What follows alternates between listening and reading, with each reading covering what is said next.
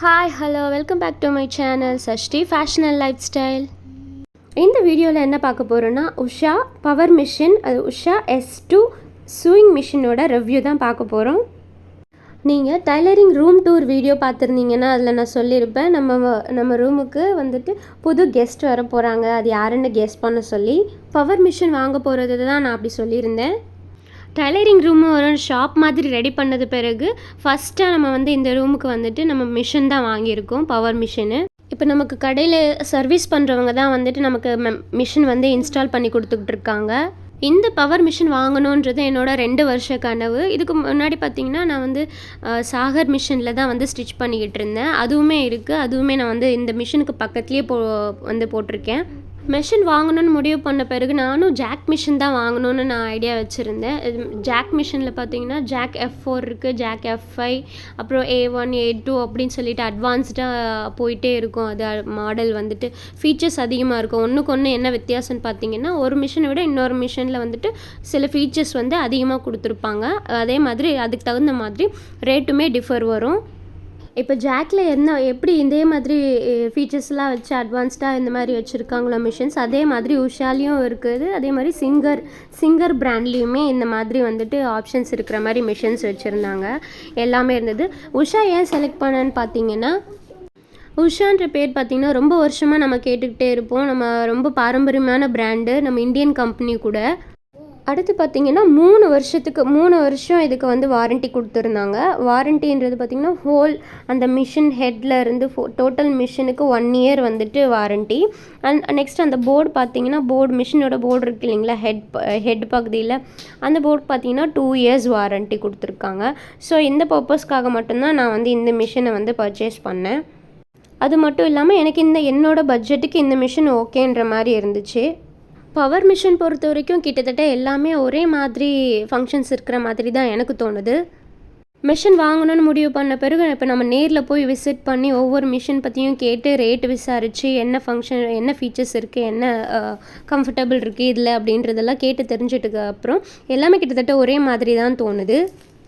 ஒன்றுக்கு ஒன்று என்ன வித்தியாசம்னு கேட்டிங்கன்னா, எனக்கு தெரிஞ்சு பிராண்ட் நேம் தான் இருக்கும்னு நான் நினைக்கிறேன். மற்றபடி எல்லா பவர் மிஷினும் ஒரே மாதிரி தான் இருக்குது. அண்ட் மிஷினோட ரேட்டு கூட அப்படி தான், நம்ம பிராண்டுக்கு ஏற்ற மாதிரி ரேட்டும் டிஃபர் ஆகுது. அண்ட் ஏரியா, நம்ம எந்த ஏரியாவில் இருக்கோம், எந்த ஊரில் இருக்கோன்றதை பொறுத்தும் ரேட் வந்துட்டு டிஃபர் ஆகுது. அதே மாதிரி நம்ம ஆன்லைனில் பார்த்தோம்னாலும் ஆன்லைனுக்கும் நேராக ஷாப்புக்கு போய் நம்ம வந்து விசாரித்தோன்னா அந்த ரேட்டு வேறு இருக்குது. ஷாப்பில் இருந்து வாங்கக்கூடிய அந்த ரேட்டுமே வேறு இருக்குது நமக்கு. இப்போ நமக்கு வந்து மிஷின் வந்து இன்ஸ்டால் பண்ணி கொடுத்துட்டு போயிட்டாங்க. நமக்கு என்னென்ன பண்ணணும், எது வந்துட்டு நம்ம வந்து ஃபாலோ பண்ணணும், எப்படி வந்து மிஷினை வந்து அக்சஸ் பண்ணணும் அப்படின்றதெல்லாம் வந்துட்டு நமக்கு டெமோ கொடுத்துட்டு போயிட்டாங்க. இப்போ நம்மளும் அதே மாதிரி ஒரு டெமோ பார்த்துடலாம். இப்போ நான் வந்துட்டு ஸ்விட்ச் ஆன் பண்ணுறேன். ஸ்விட்ச் ஆன் பண்ணிவிட்டு இப்போ நம்ம மிஷின் வந்து ஆன் பண்ணிக்கலாம். இந்த பவர் மிஷின் பின்னாடி பார்த்திங்கன்னா இந்த மாதிரி ஒரு ஸ்விட்ச் கொடுத்துருக்காங்க பிளாக் கலரில், ஆன் அண்ட் ஆஃப் பட்டன். இதை நம்ம வந்து ஆன் பண்ணிக்கிட்டோன்னா நமக்கு மிஷின் ஆன் ஆகும். மிஷின் ஆன் ஆன உடனே ஒரு வாட்டி அந்த நீடில் வந்து கீழே இறங்கி மேலே போய் அந்த லைட்டுமே நமக்கு எரியும். நம்ம வேணான்னா அந்த லைட்டை வந்து ஆஃப் பண்ணிக்கலாம். நெக்ஸ்ட்டு பார்த்திங்கன்னா இங்கே த்ரெட் ஹோல்ட்ரு கொடுத்துருக்காங்க. நமக்கு த்ரெட்டு இப்படி மேலே போட்டு அந்த ரிங் இருக்குது இல்லைங்களா, அது உள்ளே வந்து விட்டு இங்கே வந்து ஒரு டென்ஷன் டிஸ்க் கொடுத்துருக்காங்க. அது உள்ளே வைண்ட் பண்ணிவிட்டு நம்ம வந்து பாபின்குள்ளே சுற்றி இந்த இடத்துல வந்து லாக் பண்ணிட்டோன்னா பாபின் வந்துட்டு த்ரெட்டு வந்து வைண்ட் ஆகி முடிஞ்ச உடனே அதுவே ரிலீஸ் ஆகிடும். அப்புறம் நம்ம இங்கே ஒரு நாப் கொடுத்துருக்காங்க, இதில் வந்து நம்ம வந்து த்ரெட் கட் பண்ணிக்கலாம்.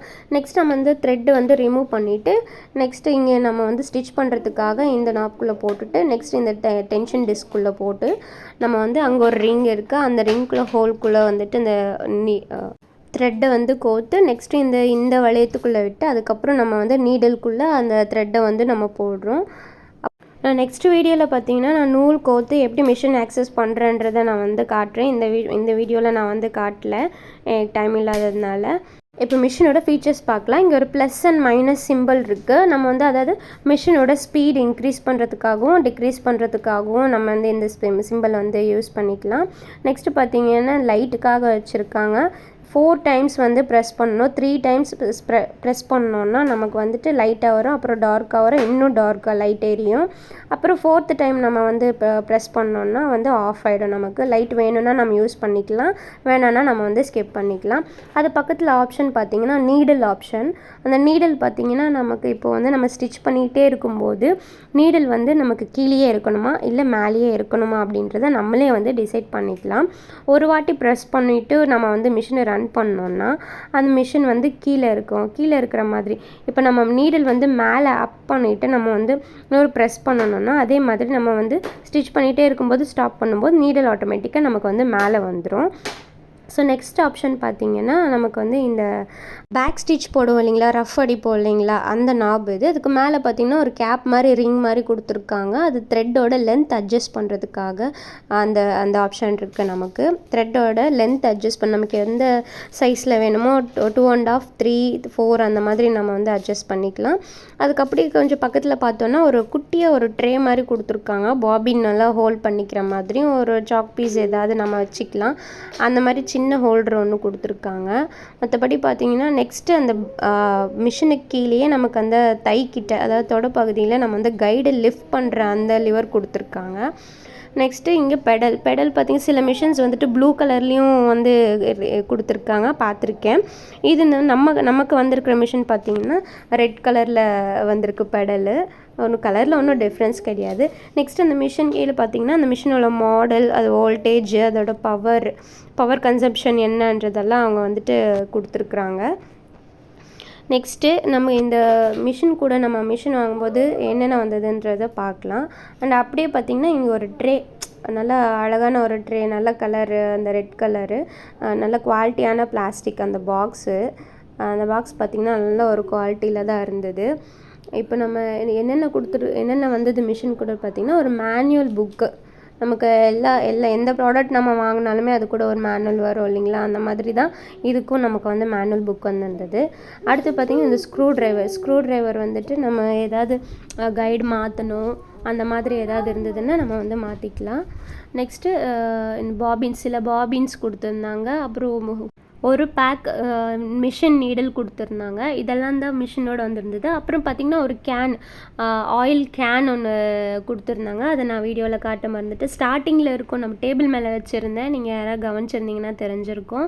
அந்த கேன் நம்ம மிஷின் கூடவே வந்தது. அப்புறம் பார்த்திங்கன்னா அந்த மிஷினை க்ளோஸ் பண்ணுறதுக்கு ஒரு கவர் கொடுத்துருந்தாங்க, பிளாஸ்டிக் கவர் இருந்தது. அந்த கவர் வந்து ரொம்ப டிரான்ஸ்பரண்ட்டாகவும் இருந்தது, ஆனால் திக்காகவும் இருந்தது. அந்த மாதிரி ஒரு கவர் வந்து கொடுத்துருந்தாங்க. நம்ம வந்துட்டு 3 months ஒன்ஸ் இல்லை 4 months ஒன்ஸ் நம்ம வந்துட்டு ஆயில் சேஞ்ச் பண்ணுற மாதிரி சொல்லியிருந்தாங்க. நம்மளையே வந்து செக் பண்ண சொன்னாங்க. 2 months ஒன்ஸு 3 month ஒன்ஸ் வந்துட்டு மிஷினை வந்து ஓப்பன் பண்ணிவிட்டு நம்ம வந்து ஆயில் வந்து செக் பண்ணணும். அது எவ்வளோ வந்து கலர் சேஞ்ச் ஆகிருக்கணும் அப்படின்னு சொல்லிட்டு, கலர் சேஞ்ச் ஆகிருந்தால் நம்ம வந்துட்டு மிஷின் ஆயில் வந்து நம்ம மாற்றணுன்றதை வந்து சொல்லியிருந்தாங்க. இப்போ பார்த்திங்கன்னா இந்த மிஷினை நான் யூஸ் பண்ண ஆரம்பிச்சிட்டேன், நல்லாவே இருக்குது. ஃபஸ்ட்டு 2-3 டேஸ் பார்த்திங்கன்னா எனக்கு த்ரெட்டு கட் ஆகிட்டே இருந்தது. என்னடான்னு பார்த்தோன்னா நம்ம அந்த நீடில், அந்த பிளேடு, அந்த கீழே இருக்க அந்த பிளேட் எல்லாமே வந்துட்டு நமக்கு வந்து ஷார்ப்பாக இருக்கும். புதுசுன்றதுனால ஷார்ப்பாக இருந்தது, அதனால் கட் ஆகிட்டே இருந்தது. அப்புறம் நம்ம ஸ்டிச் பண்ண அது பழகிருச்சு, ஒன்றும் ப்ராப்ளம் இல்லை, த்ரெட்டெல்லாம் ஒன்றும் கட் ஆகலை. இந்த வீடியோ உங்களுக்கு பிடிச்சிருக்கோன்னு நம்புகிறேன். வேறு ஏதாவது உங்களுக்கு டவுட்ஸ் இருந்தால் எனக்கு கமெண்ட்ஸில் சொல்லுங்கள். மறக்காமல் வீடியோவுக்கு ஒரு லைக் பண்ணிவிடுங்க. நீங்கள் நம்ம சேனலை ஃபஸ்ட் டைம் பார்த்துட்ருக்கீங்கன்னா சேனலை சப்ஸ்கிரைப் பண்ணிக்கோங்க. பக்கத்தில் இருக்க பெல் பட்டனையும் கிளிக் பண்ணிக்கோங்க. கூடவே ஆல் என்ற நோட்டிஃபிகேஷனும் கொடுத்துக்கோங்க. அப்போ தான் ஃப்யூச்சரில் நான் போடக்கூடிய வீடியோஸோட நோட்டிஃபிகேஷன் உங்களுக்கு வந்து சேரும். தேங்க்யூ.